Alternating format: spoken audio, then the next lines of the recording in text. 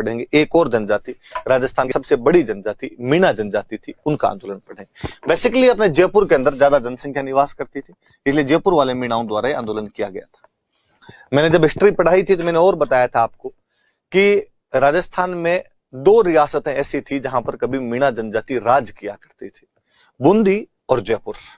बूंदी में बाद में मीणाओं की जगह पे चौहान आ गए थे, जिनकी एक ब्रांच हाड़ा आ गई थी, और जयपुर में मीणाओं की जगह पे कछवाहा आ गए थे। जयपुर में जब दुल्हा राय इन मीणाओं को हराकर कब्जा करता है यहां पर, तो इन मीणाओं ने वापस प्रतिरोध किया और कछवाहों को कहा, भाई तुम कौन होते हो हमारी जमीन पे कब्जा करने वाले।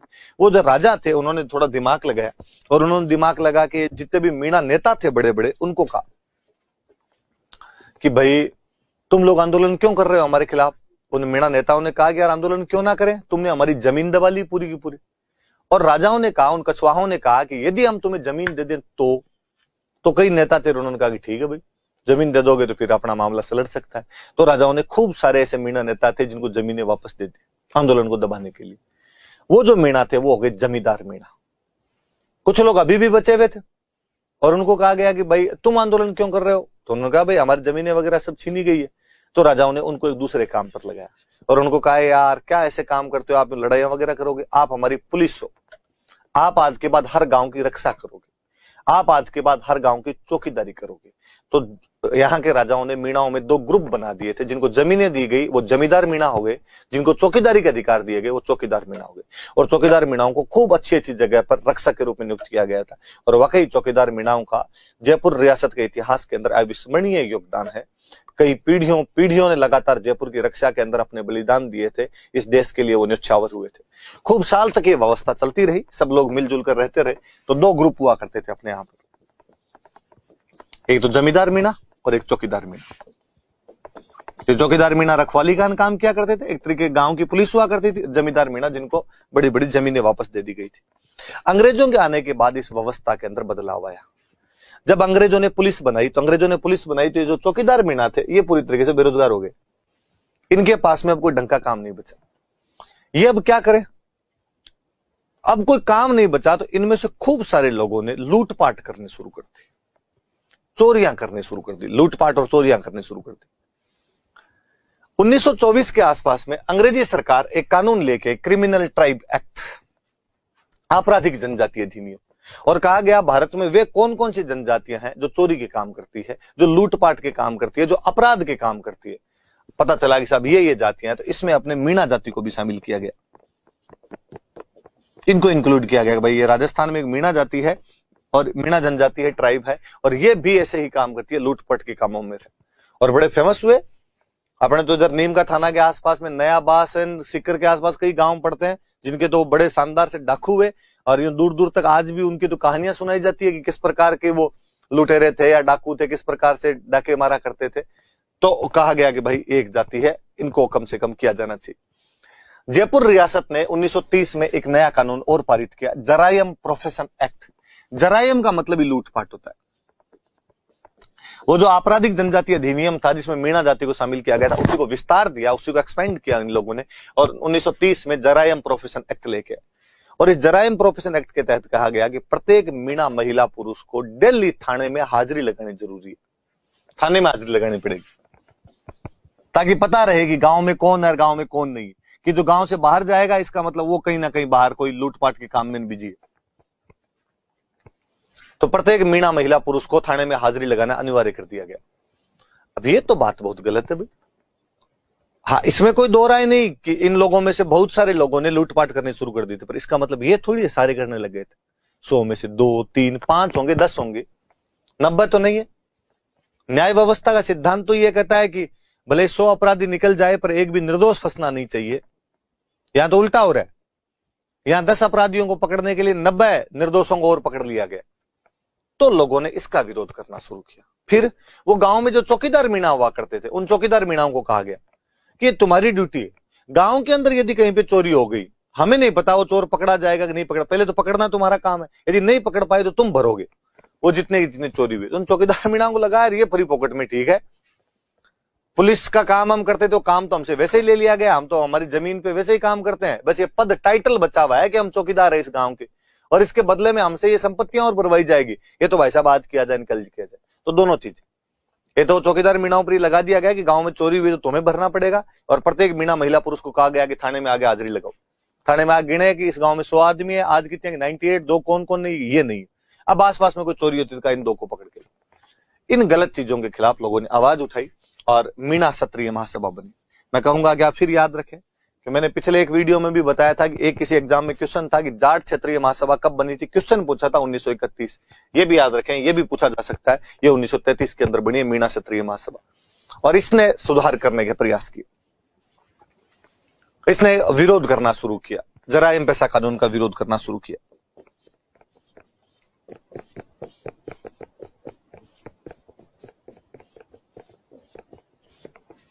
किस जराइम पेशा कानून का विरोध किया जाए, इन्होंने जराइम पेशा कानून का विरोध करना शुरू किया।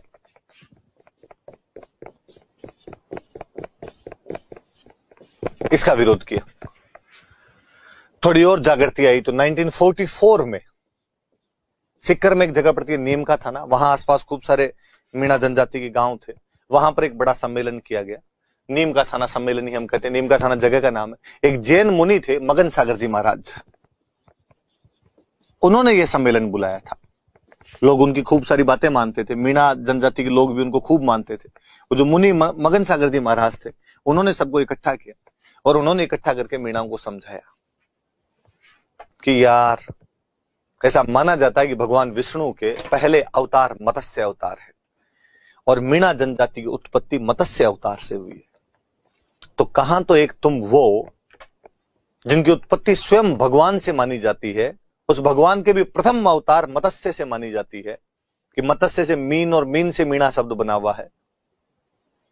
फिर कहां तुम्हारे पूर्वज जो कभी जयपुर की धरती पर राज किया करते थे, फिर कहां वो तुम्हारे चौकीदार मीणा, तुम्हारे पूर्वज जिन्होंने इस जयपुर के लिए अपने तन मन धन से सेवा की थी और उस खजाने की रक्षाओं के लिए, गांव की रक्षा के लिए अपने सर तक कटा लिए थे, वो बहादुर लोग, वो उन पूर्वजों की संतान, तुम यार ऐसे काम कैसे कर सकते हो?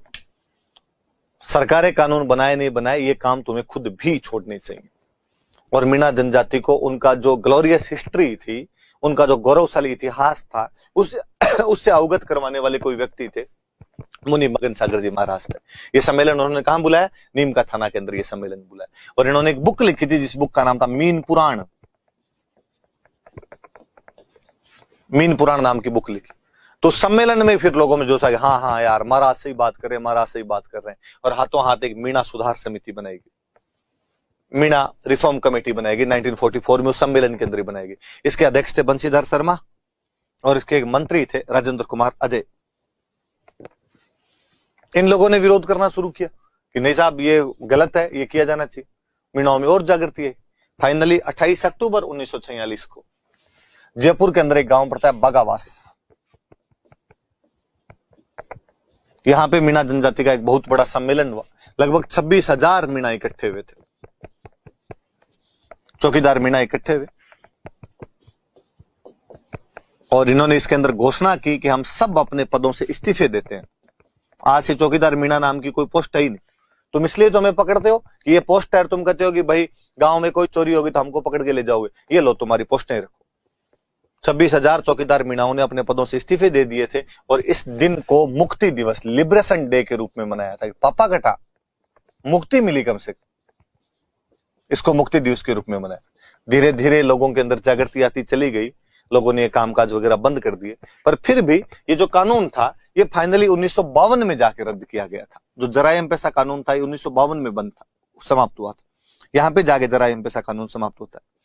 हालांकि जो जराइम पेशा कानून था, उसमें धीरे धीरे कमी लाने लग गए थे। जैसे 1933 में जब आपके ये बना था, मीणा क्षत्रिय महासभा बनी थी और इन्होंने जब आंदोलन किया, तो बाद में यूं करने लग गए। पहले तो यह था कि प्रत्येक मीणा महिला पुरुष को थाने में हाजिरी लगवानी पड़ेगी, बाद में थोड़ी थोड़ी छूट दी। भाई पिछले 5 साल में जिसने कोई भी अपराध नहीं किया, वो थाने में हाजिरी मत लगाओ। फिर पिछले 3 साल में, 2 साल में, 1 साल में, 6 महीने में, 3 महीने में, 2 महीने में, 1 महीने में, 10 दिन में, लास्ट में आते आते तो फिर ये था कि थोड़े हिस्ट्री सीटर टाइप के थे, कोई HSC थे, जिनको कहा गया भाई तुमको तो आना ही पड़ेगा, बाकी सबको धीरे धीरे धीरे धीरे धीरे धीरे कमी लाते चले गए थे। 1952 में पूरी तरीके से समाप्त करवा दिया था। और 52 में समाप्त करवाने में मुख्य भूमिका निभाई थी हीरालाल शास्त्री और टीकाराम पालीवाल। जयपुर के दो बड़े नेता हुआ करते थे। इन्होंने बाद में भारत सरकार को कहा भाई ये तो खत्म करो यार कानूनी पूरी तरीके से, तो इन दोनों के प्रयासों से कानून समाप्त कर दिया गया था। कुछ नेता और भी थे, लोकल जो नेता थे वो थे कौन, तो छोटूराम जी जरवाल थे, छोटूलाल जी जरवाल थे, महादेवराम पबड़ी थे और जवाहरलाल जी थे। इन्होंने एक संगठन बनाया था, मीणा जाति सुधार समिति नाम करके एक संगठन बनाया था, मीणा जाति सुधार। वो तो एक मीणा सुधार समिति जो एक बनी है, इन्होंने उससे भी पहले ये बना ली थी मीणा जाति सुधार समिति। शुरुआत में इन लोगों ने भी प्रयास किए थे, तो इनके नाम भी याद रखना। एक और बड़े व्यक्ति ने इनके लिए प्रयास किए थे, ठक्कर बापा। आदिवासियों के बहुत बड़े नेता हुए ठक्कर बापा। मैं चाहूंगा कि आप इंटरनेट पे सर्च करें ठक्कर बापा के बारे में और इनके बारे में भी जानें। ठक्कर बापा ने जयपुर के प्रधानमंत्री को लेटर लिखा था, और जयपुर के जो प्रधानमंत्री हुआ करते थे उनका नाम था मिर्जा इस्माइल। मिर्जा इस्माइल नाम के जयपुर के पीएम थे। इनको भी इन्होंने ठक्कर बापा ने पत्र लिखा था और कहा था यार ये समस्या है तुम्हारे राज्य में, इसका ध्यान दिया जाए। लास्ट में जब सवाई मानसिंह सेकंड अपने जयपुर के राजा हुआ करते थे, तभी मिर्जा इस्माइल अपने जयपुर के प्रधानमंत्री हुआ करते थे। हम कहते हैं जयपुर के निर्माता कौन, तो जयपुर के निर्माता तो है आपके सवाई जय सिंह। पर क्या आधुनिक जयपुर के निर्माता कौन, तो मिर्जा इस्माइल है। आधुनिक जयपुर, मॉडर्न जयपुर के निर्माता जो है, बाहर वाला परकोटे के बाहर का जो जयपुर है, इसके पीछे की प्लानिंग किसकी है, तो मिर्जा इस्माइल की। इसलिए जयपुर की सबसे बिजी रोड, सबसे व्यस्ततम रोड का नाम ही मिर्जा इस्माइल रोड है, जिसको अक्सर लोग MI रोड के नाम से जानते हैं। तो MI रोड कहिए या मिर्जा इस्माइल रोड कहिए, वो एक ही बात है। ठक्कर बापा जो आदिवासियों के एक बड़े नेता हुए, मध्य प्रदेश में, राजस्थान में कई आदिवासी आंदोलन चलाए, उन्होंने मिर्जा इस्माइल को लेटर लिखा था और कहा था इस मामले का ध्यान रखा जाना चाहिए। तो कोई पूछे कि भाई कौन से आंदोलन के अंदर ठक्कर बापा भी जयपुर वालों को लेटर लिखते हैं, तो मीणा आंदोलन की बात है जिसके अंदर ये लेटर लिखा गया था। तो ये भी याद रखना। ये हमारे मुख्य से जनजातीय आंदोलन थे जो पढ़े हैं।